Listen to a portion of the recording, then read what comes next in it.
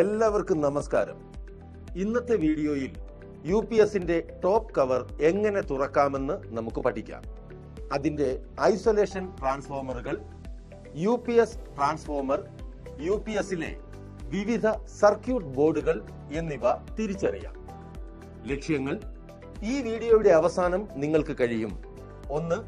Computer UPSലെ പ്രധാന വിഭാഗം തിരിച്ചറിയുക. 2. കമ്പ്യൂട്ടർ UPSൽ ഉപയോഗിക്കുന്ന ഘടകങ്ങൾ തിരിച്ചറിയുക എന്നിവ സാധ്യമാകും.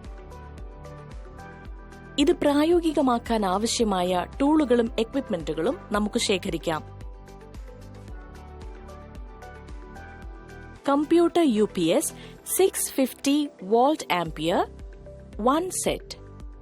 Trainees tool kit 1 set. Procedure: task 1. Computer UPSലെ പ്രധാന വിഭാഗങ്ങൾ തിരിച്ചറിയൽ. സ്റ്റെപ്പ് 1. പവർ സ്രോതസ്സിൽ നിന്ന് UPS യൂണിറ്റ് അൺപ്ലഗ് ചെയ്യുക. കമ്പ്യൂട്ടർ, മോണിറ്റർ, പെരിഫെറലുകൾ എന്നിവയുൾപ്പെടെ കണക്ട് ചെയ്തിരിക്കുന്ന ഏതെങ്കിലും ഉപകരണങ്ങൾ വിച്ഛേദിക്കുക. UPS ഓഫ് ആണെന്നും അതിൽ സജീവമായ പവർ സ്രോതസ്സുകളൊന്നും കണക്ട് ചെയ്തിട്ടില്ലെന്നും ഉറപ്പാക്കുക. സ്റ്റെപ്പ് 2. സൈഡ് പാനലിലുള്ള സ്ക്രൂകൾ നീക്കം ചെയ്ത് UPS യൂണിറ്റ് തുറക്കുക. സ്റ്റെപ്പ് 3. എൻക്ലോസർ തുറന്നു കഴിഞ്ഞാൽ UPS യൂണിറ്റിനുള്ളിലെ ബാറ്ററി വിഭാഗം കണ്ടെത്തുക. ബാറ്ററി ക്ലാമ്പ് പുൾ ഔട്ട് അല്ലെങ്കിൽ ബാറ്ററി ടെർമിനൽ കണക്ടറുകൾ നീക്കം ചെയ്ത് ബാറ്ററി പുറത്തെടുക്കുക. CPU കേസ് തുറക്കുന്നതിന് മുൻപ് ESD പവർ ഡിസ്ചാർജ് ചെയ്യാൻ ക്യാബിനറ്റിന്റെ പുറം കവറിൽ സ്പർശിക്കുക. സ്റ്റെപ്പ് 4. വയറിംഗുകൾ ശ്രദ്ധിക്കുക. സർക്യൂട്ട് ബോർഡ് ശ്രദ്ധാപൂർവം ഉയർത്തുക. സ്റ്റെപ്പ് 5. UPSലെ പ്രധാന വിഭാഗം കണ്ടെത്തുകയും നിങ്ങളുടെ നിരീക്ഷണങ്ങൾ രേഖപ്പെടുത്തുകയും ചെയ്യുക. Serial number 1. Major sections in UPS. Microcontroller. Description: UPSന്റെ മൊത്തത്തിലുള്ള പ്രവർത്തനം നിയന്ത്രിക്കുന്നത് മൈക്രോ കൺട്രോളറാണ്. Input power monitoring, battery charging, discharge, inverter operation, load management തുടങ്ങിയ പ്രവർത്തനങ്ങൾക്ക് ഇത് മേൽനോട്ടം വഹിക്കുന്നു. നമ്പർ 2. ട്രാൻസ്ഫോമർ. മെയിൻ പവർ സപ്ലൈയിൽ നിന്നും UPSനെ വേർതിരിക്കുന്നത് UPS യൂണിറ്റിലെ ഇൻപുട്ട് ട്രാൻസ്ഫോർമറാണ്. ഇത് മെയിൻ സപ്ലൈയിൽ നിന്ന് UPS സിസ്റ്റത്തിനുള്ളിൽ അനുയോജ്യമായ വോൾട്ടേജ് ലഭിക്കുന്നതിന് സഹായകമാകുന്നു.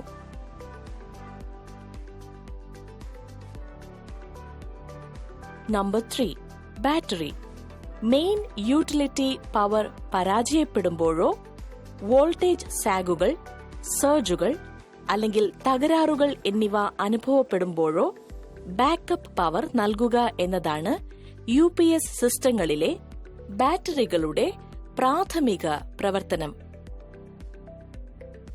Number 4. Switching circuit. Switching circuit ഇൻവെർട്ടറിന്റെ പ്രവർത്തനത്തെ നിയന്ത്രിക്കുന്നു. ഇത് വൈദ്യുതി തടസ്സപ്പെടുമ്പോൾ കണക്ട് ചെയ്ത ലോഡുകൾ പ്രവർത്തിക്കുന്നതിന് ബാറ്ററിയിൽ നിന്ന് DC പവറിനെ AC പവറായി ഇൻവേർട്ട് ചെയ്യുന്നു. ടാസ്ക് 2. കമ്പ്യൂട്ടർ UPSൽ ഉപയോഗിക്കുന്ന ഘടകങ്ങളെ തിരിച്ചറിയൽ. സ്റ്റെപ്പ് 1. സർക്യൂട്ട് ബോർഡ് നീക്കം ചെയ്യുന്നതിന് മുൻപ് അതിൽ ഘടിപ്പിച്ചിട്ടുള്ള ഏതെങ്കിലും കേബിളുകൾ, കണക്ടറുകൾ അല്ലെങ്കിൽ വയറിംഗ് ഹാർനെസുകൾ ശ്രദ്ധിക്കുക. സർക്യൂട്ട് ബോർഡിൽ നിന്ന് ഈ കേബിളുകളും കണക്ടറുകളും ശ്രദ്ധാപൂർവം വിച്ഛേദിക്കുക. സ്റ്റെപ്പ് 2. കാണിച്ചിരിക്കുന്നത് പോലെ സർക്യൂട്ട് ബോർഡിലെ ലിസ്റ്റ് ചെയ്ത ഘടകങ്ങൾ തിരിച്ചറിയുക. Serial number 1. Name of the section. Stabiliser section. Components, parts or devices. ഒരു UPSന്റെ അൺഇന്ററപ്റ്റഡ് പവർ സപ്ലൈ സ്റ്റെബിലൈസർ വിഭാഗത്തിൽ സാധാരണയായി ഔട്ട്പുട്ട് വോൾട്ടേജ് നിയന്ത്രിക്കുന്നതിനും സ്ഥിരപ്പെടുത്തുന്നതിനുമുള്ള വിവിധ ഘടകങ്ങൾ ഉൾപ്പെടുന്നു. വോൾട്ടേജ് റെഗുലേറ്റർ IC, ട്രാൻസ്ഫോമർ, കപ്പാസിറ്ററുകൾ, ഇൻഡക്ടറുകൾ തുടങ്ങിയ ഫിൽറ്ററിംഗ് ഘടകങ്ങൾ സ്റ്റെബിലൈസർ വിഭാഗത്തിന്റെ ഘടകങ്ങളാണ്. Number 2, on off relay. UPS on ആയിരിക്കുമ്പോൾ UPSൽ നിന്ന് കണക്ട് ചെയ്ത ഉപകരണങ്ങളിലേക്ക് വൈദ്യുതി പ്രവഹിക്കാൻ അനുവദിക്കുന്നതിന് on off relay സജീവമാകും.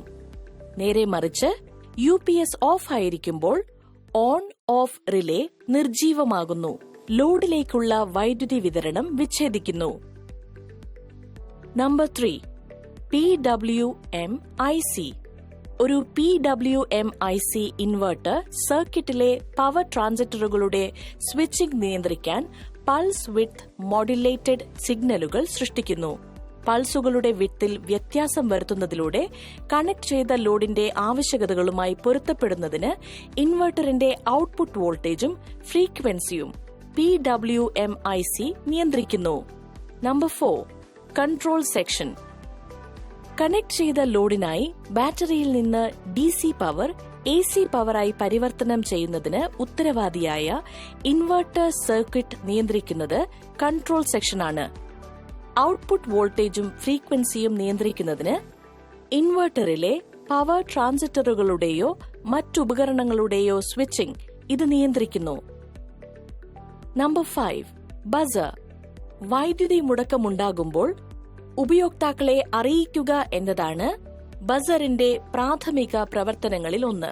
Utility power നഷ്ടമായതിനാൽ UPS battery പവറിലേക്ക് മാറുമ്പോൾ വൈദ്യുതി വിതരണം തടസ്സപ്പെട്ടതായി ഉപയോക്താക്കളെ അറിയിക്കാൻ ബസർ തുടർച്ചയായ ടോൺ അല്ലെങ്കിൽ ബീപ്പുകളുടെ ശ്രേണി പുറപ്പെടുവിച്ചേക്കാം.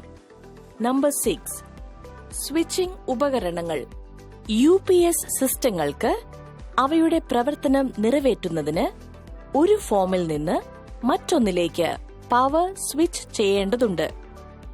MOSFETകൾ, IGBTകൾ എന്നിവ പോലെയുള്ള ആധുനിക സ്വിച്ചിംഗ് ഉപകരണങ്ങൾ ഉയർന്ന കാര്യക്ഷമതയും വേഗതയേറിയ സ്വിച്ചിംഗ് വേഗതയും വാഗ്ദാനം ചെയ്യുന്നു. വൈദ്യുതി നഷ്ടം കുറയ്ക്കുകയും മൊത്തത്തിലുള്ള UPS കാര്യക്ഷമത മെച്ചപ്പെടുത്തുകയും ചെയ്യുന്നു.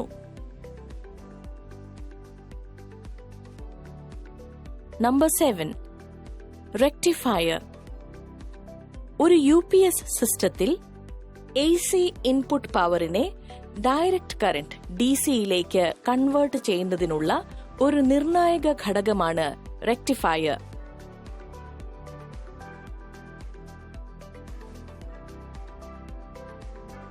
റെക്ടിഫയർ വിഭാഗത്തിൽ ഡയോഡുകളും കപ്പാസിറ്ററുകളും അടങ്ങിയിരിക്കുന്നു.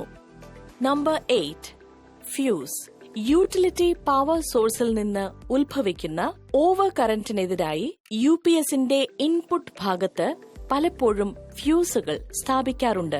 ഈ ഫ്യൂസുകൾ ഷോർട്ട് സർക്യൂട്ടുകൾ, ഓവർലോഡുകൾ അല്ലെങ്കിൽ ബാഹ്യ പവർ സപ്ലൈയിലെ മറ്റ് തകരാറുകൾ എന്നിവയിൽ നിന്ന് ഉണ്ടായേക്കാവുന്ന അമിതമായ വൈദ്യുത പ്രവാഹങ്ങളിൽ നിന്ന് UPSനെയും ബന്ധിപ്പിച്ച ലോഡുകളെയും സംരക്ഷിക്കുന്നു.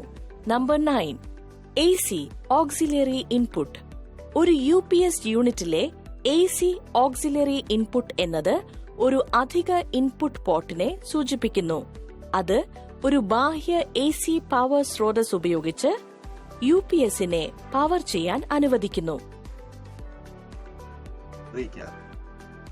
ഈ വീഡിയോയിൽ നമ്മൾ ചർച്ച ചെയ്തത് എങ്ങനെയെന്ന് 1, കമ്പ്യൂട്ടർ UPSലെ പ്രധാന വിഭാഗം തിരിച്ചറിയുക. 2, കമ്പ്യൂട്ടർ UPSൽ ഉപയോഗിക്കുന്ന ഘടകങ്ങൾ തിരിച്ചറിയുക എന്നതാണ്. വീഡിയോ കണ്ടതിന് നന്ദി.